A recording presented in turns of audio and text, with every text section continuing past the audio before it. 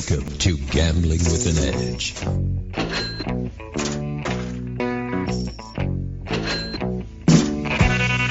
now, here are Bob and Richard. Good afternoon. Welcome to Gambling with an Edge. I'm Bob Dancer. And I'm Richard Munchkin. Our guest today is a return visit by Michael Sall, arguably the best gin player in the world. Michael Sall, welcome back to Gambling with an Edge. Hello, guys. On our last visit, you told us a story about Mike Swobodny, who offered to take part of your action when they first came to New York in exchange for a future share of your action. Do you have any other stories involving Mike? Well, for those of you who don't know Mike, he's 6'4" and weighs 350 pounds. He's a big man. And he was at Brian Zembik's house there in Las Vegas one night, and they were talking about fasting, the health benefits, and Mike said, well, I could fast for 3 days. And Brian and Harry Dimitri, a friend of theirs, laughed out loud, and Mike said, well, I'll bet you. So they bet $10,000. Mike leaves to go back to the casino. It's about 15, 20 minutes away. And when he gets to the casino, he calls Harry and he says, how much will you settle for? So Brian, of course, knew that Mike had no chance. He laughed. He said, forget it. We're not settling. And right then and there, Mike said, okay, I owe you $10,000. I'm going to dinner. 20 minutes. So the story got told to me, and when I saw Mike, I started teasing him about it.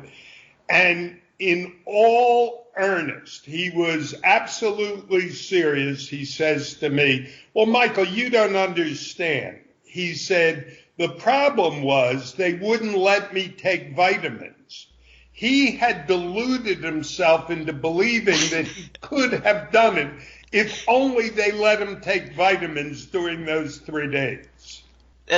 They should have given him a double or nothing and allowed him to take vitamins for the next 3 days. They could give him a ham sandwich every day. He couldn't do it.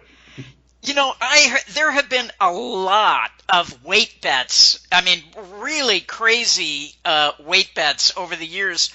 One of the crazier ones I heard about, and I have no idea if this is true, but it was a $100,000 bet with Doyle Brunson, and I heard that he was considering having a leg amputated to win the bet at one point. I don't know that story, but there's another weight bet.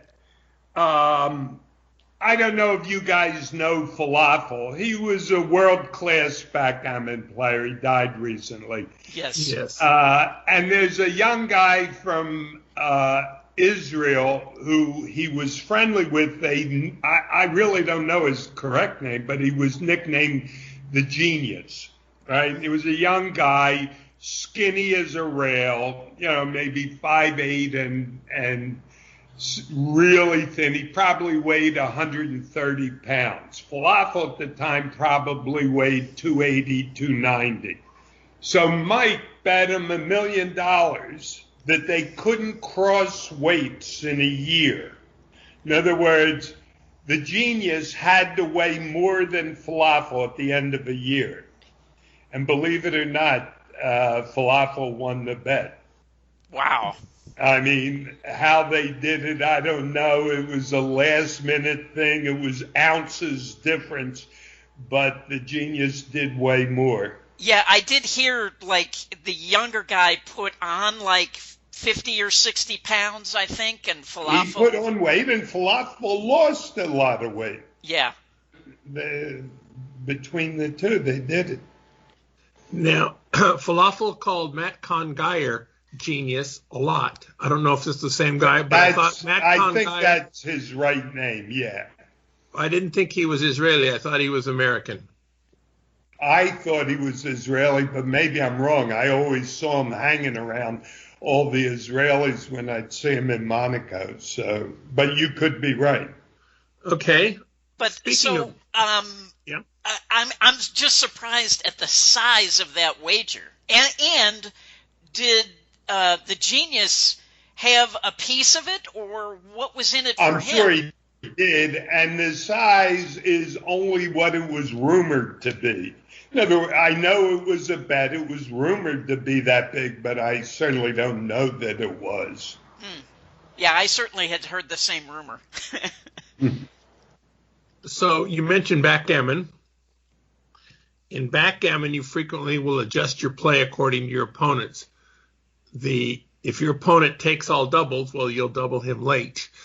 Or if your opponent passes all doubles, well, you'll double him early. Now, in gin, do you make much adjustment to your play according to your opponent? Yes, but modest ones. There's certain players, one adjustment I commonly make. Certain guys, if the hand lasts 15 or 17 discards, they begin to lose track of everything and they go very defensive. So if I've got a bad hand and I'm playing one of those guys, and not everyone is that way, I will tend to pull in my horns a little, and then when I see him go into his shell, I'll make a run for the finish. But there are other guys, spec cards more often than some. I rarely spec. I don't spec unless I'm one card away from winning. A lot of guys will spec the very first discard with no spreads in their hand. So, later in the hand, you're always considering that when you're determining, am I adding on or am I giving him a new spread?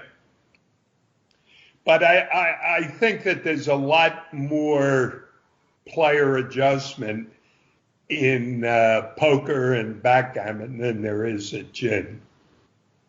So you wrote The Predator's Guide some 20 years ago, which taught a lot of players how you play.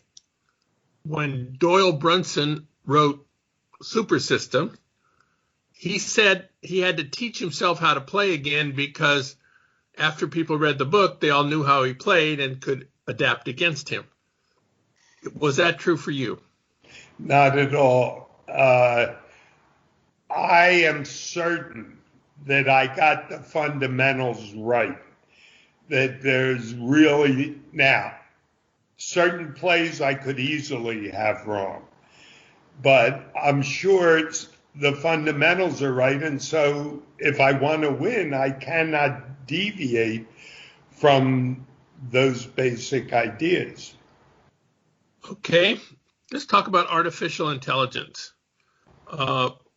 Several games have been analyzed: chess, many forms of poker, even Go. To my knowledge, gin has not been analyzed and have a computer program that could beat the best gin players. Do you have any speculation as to why this is? A couple of things. First of all, the complexity might play into it. The lack of popularity. If people are only going to spend the time and effort to do that, if it's a widely played game, gin certainly doesn't compare with poker or chess or the Go, the games that have been analyzed. Also, there's when in gin rummy, game theory is a lot more relevant than it is in Go, backgammon, or chess, say, because game theory is relevant in poker, but the reason being you're playing with an open hand in backgammon and chess, whereas poker and gin rummy, you have closed cards. So game theory dictates that occasionally you've got to make the low percentage play so that your opponent cannot respond to your moves with regularity, knowing where you are. I mean, I think the poker players today have a theory. Every time they'll name a card, and every time they get a 4 of clubs, say, in PLO or Hold'em, they'll just try to steal the pot on the idea that that's how frequently they should be doing something, taking the low percentage bet. And I'm sure that's a lot harder for artificial intelligence to deal with. Now, they've obviously, you say they've dealt with it in poker, but there's, I'm not sure why at all, but they're my guesses. My guess is it's just not, a popular enough game for anyone to go after it. Yeah. Oh, I'm sure it could be done. It just, it's a great deal of work for someone. And could it be that there are so many competing theories as to what the right way to play is, and not everybody agrees with the Predator's Guide, that it's hard to predict what your opponents will do, as opposed to in poker, pretty much there's a lot of agreement as to what the best play is. The proof of a theory is predictability, and in gambling, it's do you win?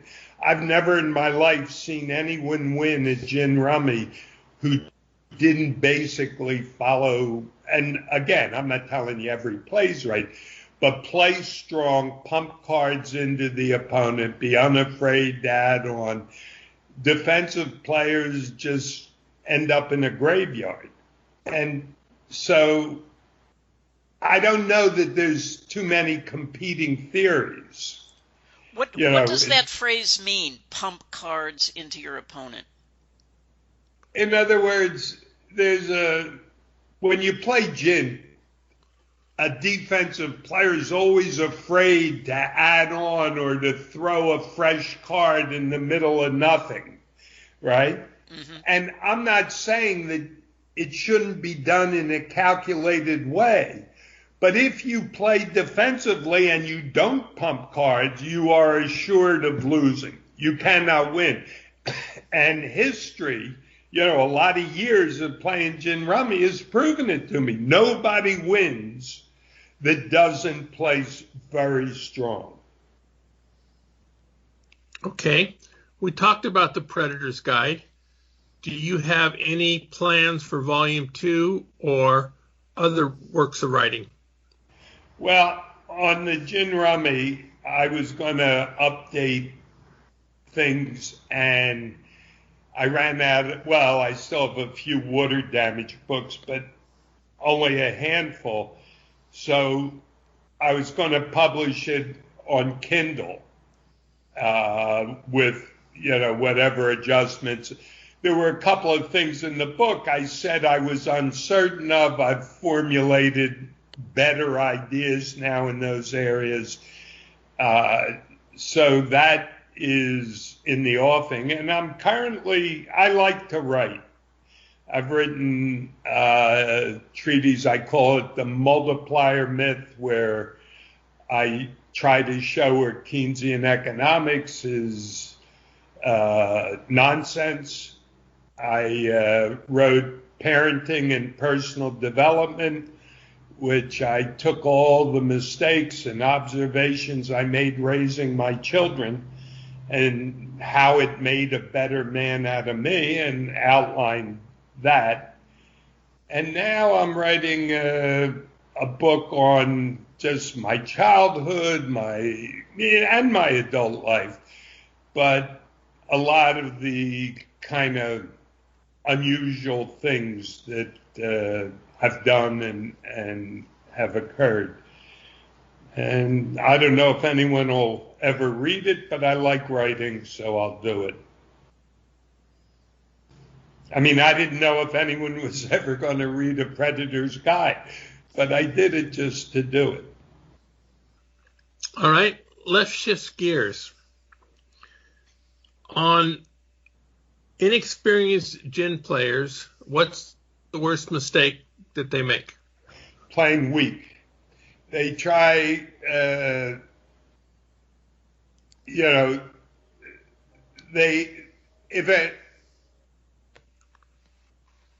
try to defend hands, and they would be much better off, and they should all try it because they're going to find their results are much better, if they just ignore their opponent entirely and throw the cards that will allow them to make up as quickly as possible. If the opponent took a king and you've got an odd king and every other card is matched in your hand, throw them the next king. If you've got 2 red 8s and 2 red 9s and a 7 of clubs and 10 of spades, throw the 10 of spades, next throw the 7 of clubs. So it's like poker. You want to be aggressive. They all do it. They all try to control the hand, and it can't be controlled. When you get better, you understand how to break them, how to break cards and so forth, and there's an entire skill set there. But for a beginner, he better just blindly try to get to the finish line before his opponent. What about the decision on whether to knock or whether to go for gin? Well, it comes with experience. You know, it's funny because most people, when they play gin rummy, particularly beginners, only look at their own hand. So if they have a bad hand, for example, they've got 2 ways to gin, they'll knock the hand.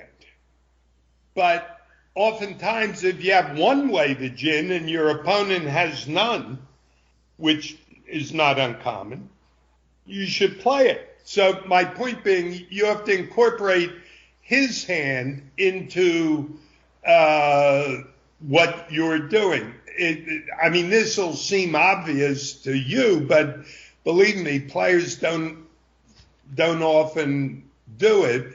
If the hand breaks aces, deuces, 3s, and 4s, and now you can knock, and you've got to win 30 points, you're an odds-on favorite to win it because all the low cards broke early.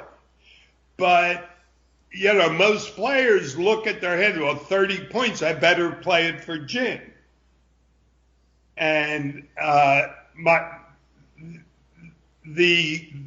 the point being that you're not playing alone, that considering when to knock, when to play for gin is as much a function of what your opponent has as what you have.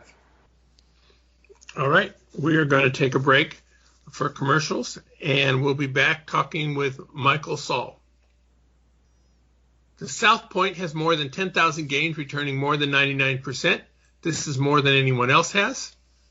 In March, there's a $500,000 swipe, spin, and win promotion, which is being run differently than the promotion of the same name in the past.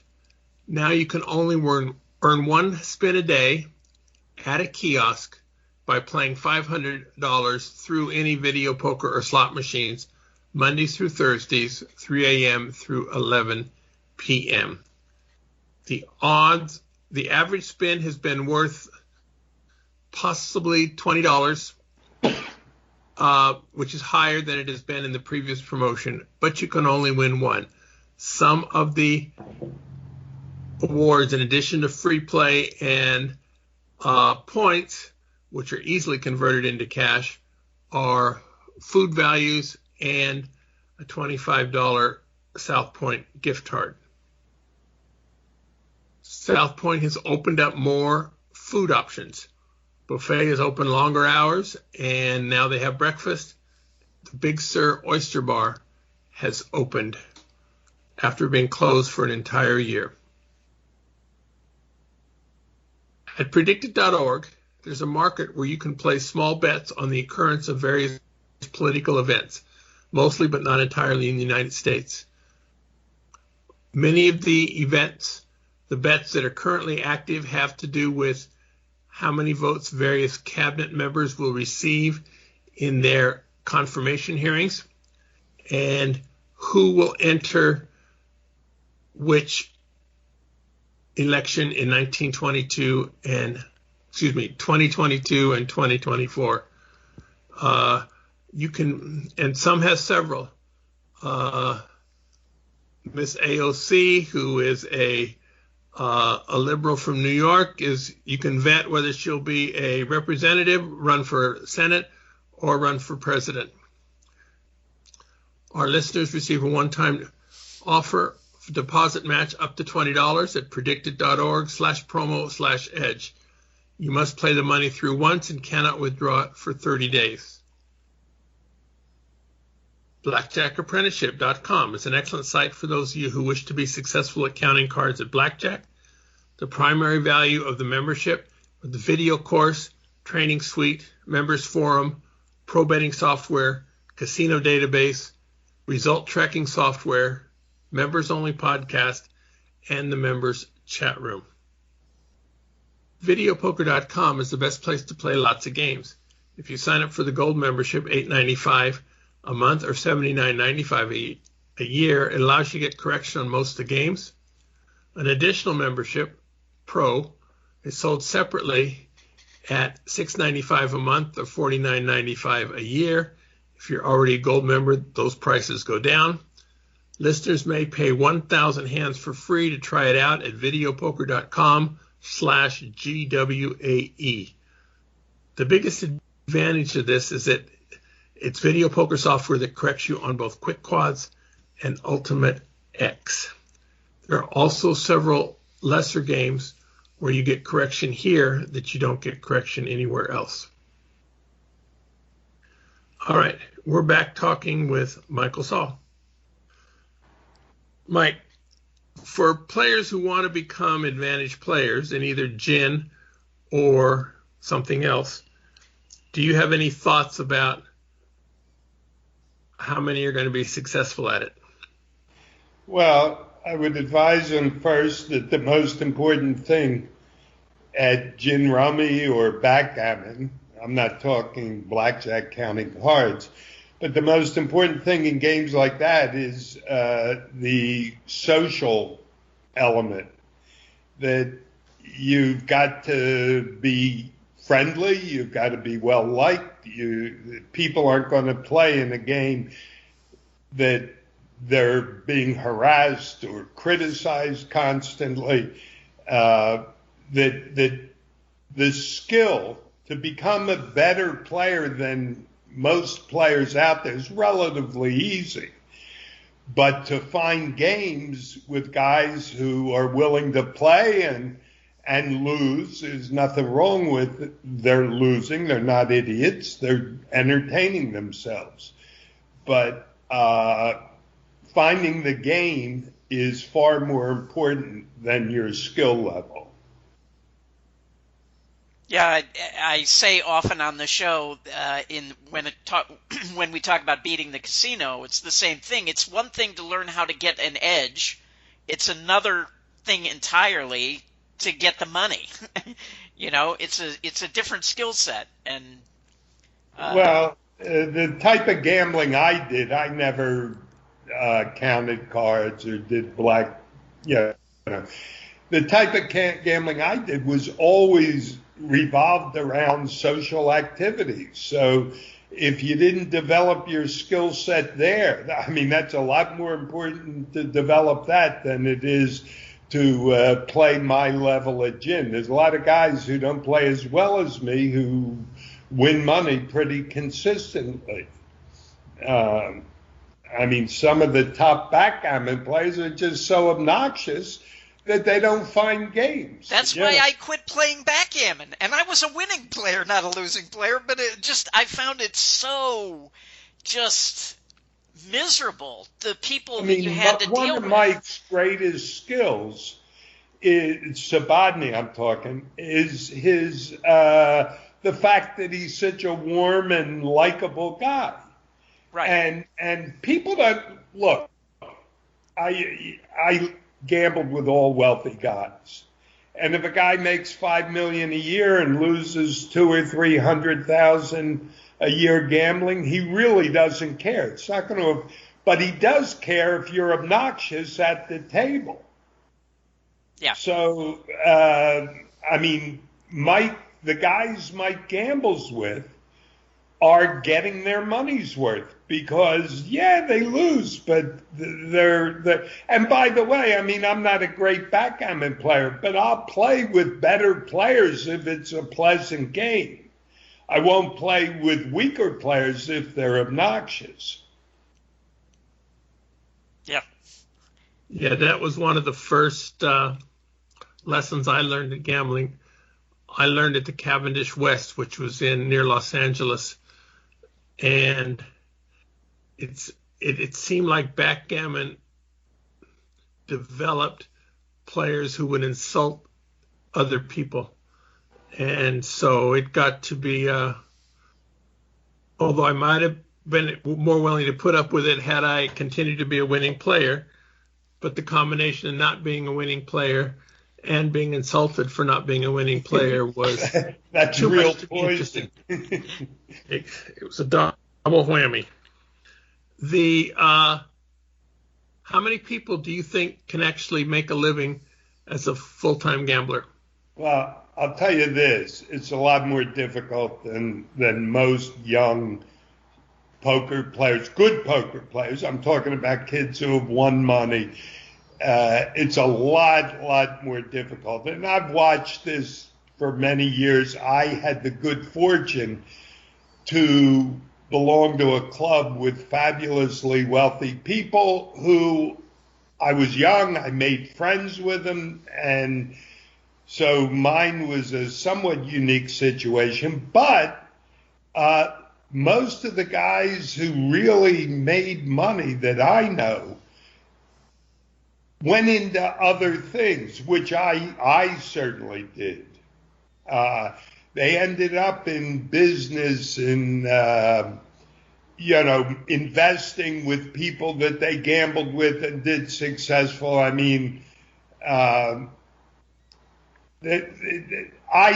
know very few people who have consistently had money, lived well, and only gambled.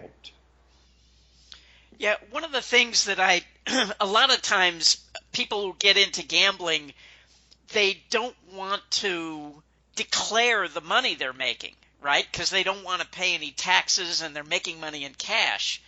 But what I try to explain to these guys is that, you want your money working for you as well, right? You want to be able to invest your money in whether it's businesses or whatever. And you can't do that if you don't get it into the system, get it into a bank and pay taxes on it. Of course. But look, most of them lose it back anyway. Like I say, there's, gambling, professional gambling is a real test of your personality. If you've got a weak point, there are other players who will eventually spot it and capitalize on it. And although all of us like to think that we have a steel fence around us, it can be penetrated, and it does get penetrated. Somebody gets in a poker game and they get especially unlucky, and next thing you know, they're chasing every hand, even though they're a top player. And believe me, it happens, to everyone. If backgammon, a good player goes bad and he starts taking every double. And worse, and in addition, even if you maintain the proper attitude, games dry up. There is no game that lasts forever. So it's a business of new customers. Yep. And I mean, I'm trying to think. It's hard for me to even think of one person who made money only gambling and lived decently their entire lives. I mean, I'm sure they're out there, but there are not many. Well, also, once you have a big enough bankroll to support whatever your game is, and you have money in excess of that, well, you don't want it just sitting in cash in a box. I mean, you're basically just losing money to inflation. It's ridiculous. But a lot of them don't know what to do with the money. In other words, they become the pigeon when they're investing. Not that investing is a zero-sum game. Unlike gambling, which is a zero-sum game, investing is a growing universe. But they don't know what they're doing and frequently will piss it away. I had the good fortune that making friends with all these self-made guys at my club, they all, they loved to talk about their businesses, and I was like a sponge. I would grill them for hours, and I learned. And finally one day I started lending money, and then I went into equity, a lot of businesses. It grew from there. But I had the education, the good fortune to get educated from these guys. Plus, if you talk about them, then automatically they like you better and are willing to lose to you in gin. Well, once you've established a friendship, you're pretty well, you're pretty well in. I used to, there were guys who would join the club to gamble. And some of them would start complaining, Michael's too good, he wins all the time, that sort of thing. But by then, when that started happening, I had established friendships, and the one line that they used to tell a guy when he said something like that, somebody in the game would say, you know what, if you can't afford it, you shouldn't play. And wow, that would shut them up. And so the friendship protected me. I mean, they knew I was making my living there. There was no secret. They're not the bright guys. But they didn't care. Very good. We're talking to Michael Sall, gin rummy player. We are out of questions for him. We're going to go into a recommended section and then let Mike go. And then Richard and I will go to our mailbag for the remaining time left in the show. So, Richard, do you have any recommended for us today? Last week Bob Nersessian was on the show, and during the recommended section, he said, if you have any big, thick books that have been on your shelf for years and you haven't read them, read them. and one of the ones he mentioned was a book called The Source by James Michener. And I just want to say, now I haven't read that book in probably 25 years, but I remember really, really enjoying that book. So I would say, and I want to mention this too. I really like long books if they're good, because if they're good, I want them to last a long time. So that was a book that was long, and at the time I read it, I thought it was really, really good. So check it out. Yeah, I might do that. I read it more than 25 years ago, and it'll be a new book when I read it this time. Right. It's amazing when you get into your 70s how your memory is not what it was when you were in your 30s. Well, I have to say this caveat. The book that got me into Michener was Hawaii, which I loved when I read it. And a few years ago, I went back and reread Hawaii. And that one I did not think was as good as it was the first time I read it back. Maybe it was 40 years ago. I don't know. Whatever. Yeah. Yeah, so I read all the Micheners and all the Clavels about that time. All right, my recommended is a book I've just finished. It is John Grisham's latest, called A Time for Mercy. It is, the reader is put into a situation that is unsolvable, which is always an enigma of sorts. And it has it's a satisfying story. It's long, and I very, very much enjoyed it. I've read a lot of John Grisham, and this is one of my favorites. So, Michael Sall, do you have anything to recommend to our readers? Oh, I could recommend a lot. For the gamblers, you guys probably have recommended Fortune's Formula by Poundstone. It gives a lot of insights into how various gambling-related blackjack and so forth developed.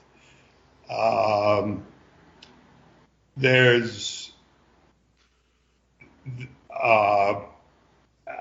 was talking earlier about The Information, which was published about 10 or 15 years ago.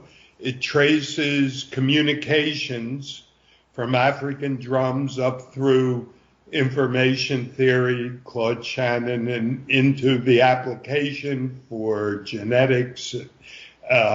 It's nothing short of fascinating from beginning to end. I can't recommend it highly enough. And that'll keep them busy for a while if they read them. Yeah. Yes, I very much enjoyed Fortune Formula. Well, Michael, thank you very much for joining us. We're going to have, you may check out or you may listen to Richard and I answer questions about casino play. But we very much thank you for your time and wish you continued success. You too. Thanks again. Our first listener question is, does Richard have any plans to write a memoir? He seems to have so many good stories. I have zero plans to write a memoir or to write any other books. I made maybe $1 an hour on Gambling Wizards, and I realized that I would much rather talk for free than write for $1 an hour. So I would much rather do podcasts or storytelling, things like that. Even, I did a lot of print interviews. I have enough interviews that I could have put them together. I was going to call the book Blackjack Wizards. It's all interviews with blackjack players. And you can find those interviews on gamblingwithanedge.com. But the thought of putting them together into a book does not appeal to me at all. So if I were going to do interviews today with people, which I may do, I would just do them as audio and not bother with the writing and the transcribing and the editing and all of that. Okay. The next question. Can you please go into more details on how you make money playing slots? And tell me, what is vulturism? How do you make money playing a game that pays out less than it takes in?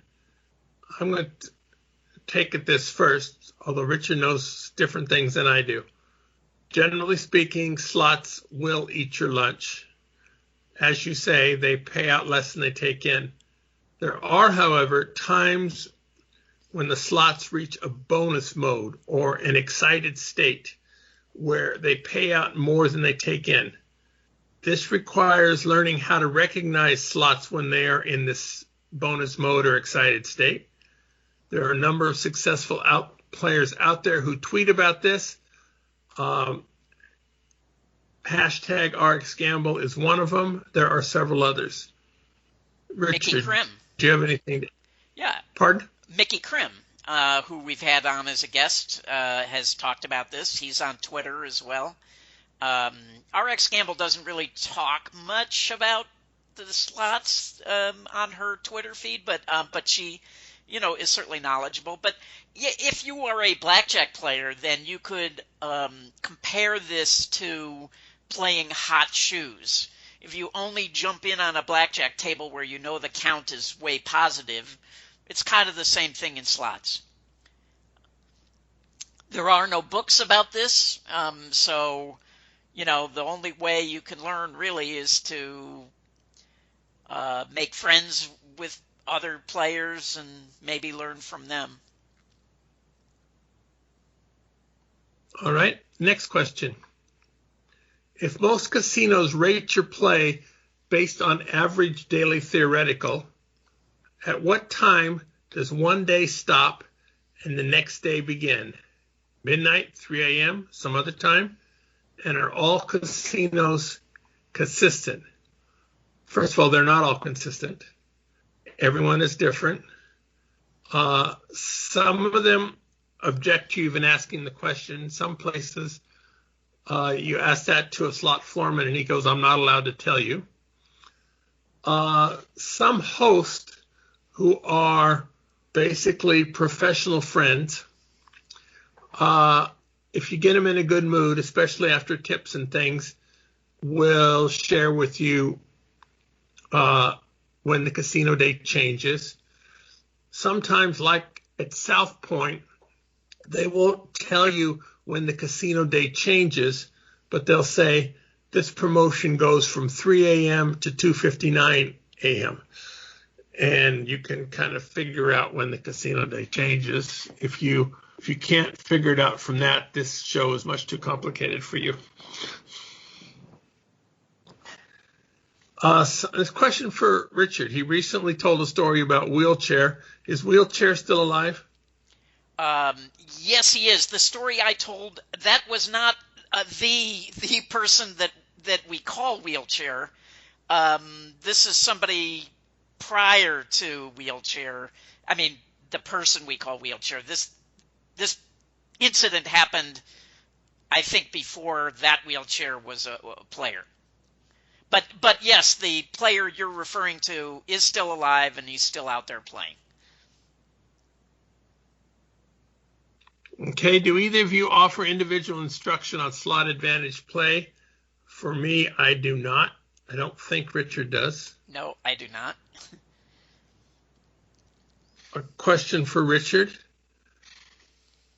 One of the last shows you mentioned being scared in Moscow with a casino not being able to pay your winnings, and then about having to deal with the rival crime bosses.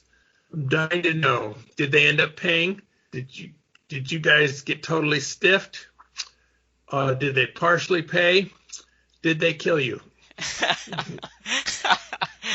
Well, I didn't die. That's the good news. I ended up selling. I had 21 $1,000 chips, and I ended up selling them to a Chechnyan crime boss for $18,000, and I was elated to get it. That was the happiest $3,000 loss I think I ever took. So I got 18 of the 21. And I did hear later through the grapevine that they did eventually collect the entire 21. Now, sometimes when some mobs do a favor for you, they expect some kind of repay down the road. Have you obviously considered this a favor? Have you had a chance to pay off your repay yet? No, the $3,000 was the repay. And besides, as soon as I made that deal, I got on a plane and flew out of Moscow and vowed never to return. So, and then they closed all the casinos there anyway. So, okay. I have no plans on going back. I was in Moscow not too long ago, but it was Moscow, Idaho. I was on my way from Coeur d'Alene to Boise for some family things. Yeah, I think there's a Moscow, Illinois, too. I think there are several, actually, in the U.S. Taking dice control out of the equation, are there APs in craps?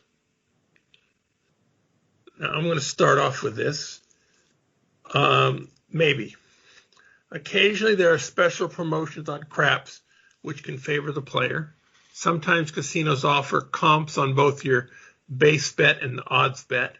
This allows you to get rooms and meals at way less than retail. It's not a money-making play, but it can be a money-saving play. Taking advantage of that usually doesn't put you on a casino's radar. If they do this, play the don't and lay the odds rather than playing the pass line and taking odds. Money-wise, the pass and don't pass have almost identical odds, and taking or laying odds doesn't affect the total price, but when you lay the money on the don'ts, it's a much bigger number, and if they're giving you comps based on that number, you'll get more in comps.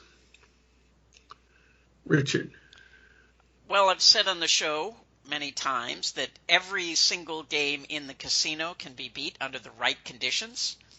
Those conditions may not come up often, but when they do, they can be very profitable to the players. That includes the game of craps. I don't know that there's anybody making a living full time because those situations don't come up all the time. But there are certainly situations where big edges can be had in craps. Okay. Somebody said they read the book called The Eudaemonic Pie after hearing Richard during an episode identify it as a good book or story about gambling. Do you, Bob and Richard, believe the story? That is, do you believe that the team developed a system using a computer in a shoe to beat roulette but could never actually win money in a casino long term because of bad luck, coincidence, technical difficulties, etc.? And my answer to that is yes, I'm a believer. Well, my answer to that is you should go listen to the episode with Mark Billings where he talks about taking over the project and then they did make money with it. So if you enjoyed that book, you will definitely enjoy the episode with Mark Billings. And he has a new book, which is kind of the sequel to the Eudaemonic Pie, but it has a different title, and I forgot what it is, but we'll put a link to it in the show. We'll put a link to both his episode and the book in the show notes. Are there any episodes on the podcast, emphasis for being more than 1 year ago, that are your favorites and or stand the test of time that you could recommend? For me, the Kelly Sun interview is up there.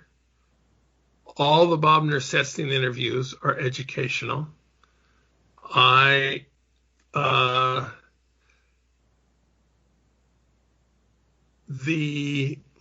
blanking on his name. The guy who beat the dealer. Ed Thorpe? Thorpe. I was blanking on his name. He's been on, and he is one of my heroes. So, Richard? Yeah, I would also say I love the Billy Baxter episodes. He's, an old-timer with such great stories.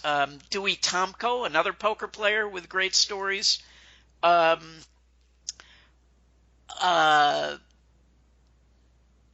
was thinking of somebody else, too. The Frank B. episode on dice control. And also Casey about dice control, and he's the guy who made the movie Inside the Edge. I think we have more than one episode with Casey. That's the letters K and C as opposed to Casey. So yeah, those episodes I think were really, really interesting. Yeah, I remember from the Billy Baxter interview. He's been on twice. And we had heard a story about how he and Doyle Brunson had booked some bets and Tony Spilotro kind of wanted to move his way in on the bets. And so we asked him if we could ask him about this on the air, and he said no. He thought it was too embarrassing, and he didn't want anybody to know he was ever a bookmaker. So we said fine. We didn't ask him. But when he was on a year later, we were going, ask him about the same story. He goes, sure, I can talk about that. Yeah. So I just zip my mouth during those questions and then come on the air, ask him about it. He gave a very good answer. So you know who else was really good? Mike Sexton. I thought that episode was really good. Yes. We had him on about a book that he wrote slightly before he died.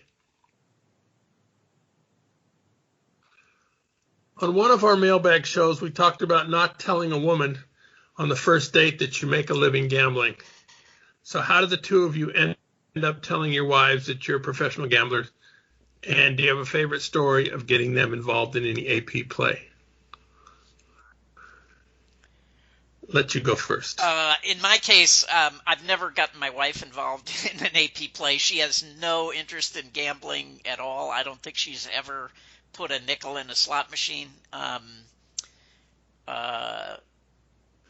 Oh, wait, I shouldn't say that. You know what? That's not true. There was a brief period where we were playing some video poker, and when I would play on her card, she actually did do some play for a while. But anyway, for the most part, she is not a gambler and has no desire to at all and is not interested. And I don't remember exactly how long I waited before I told her that I was a gambler, because at the time that I met her, I was also working in the movie business. So she kind of knew that I was doing that, and she came and early on came and visited me on the set while I was shooting a movie. I'll have to ask her how long I waited before I told her, because I don't remember. For me, it depends on which wife you're talking about. With Bonnie, I knew her 5 years before we got married. We were both married to somebody else at the time and in the same square dance club. And several people in the club had come to my video poker classes at South Point and places I taught before that. And so she knew before I ever asked her out the first time. So there was no need to break that to her. I was very leery about getting hooked up with a person with a gambling problem, because however many assets I have, somebody with a gambling problem could easily take care of. However many zeros I had, they could make that down to 0. But I made an exception in Bonnie's case. Bonnie told me that she always lost, and she played about once a month when she'd go out with friends, but she had a limit of $3 a night and once a month.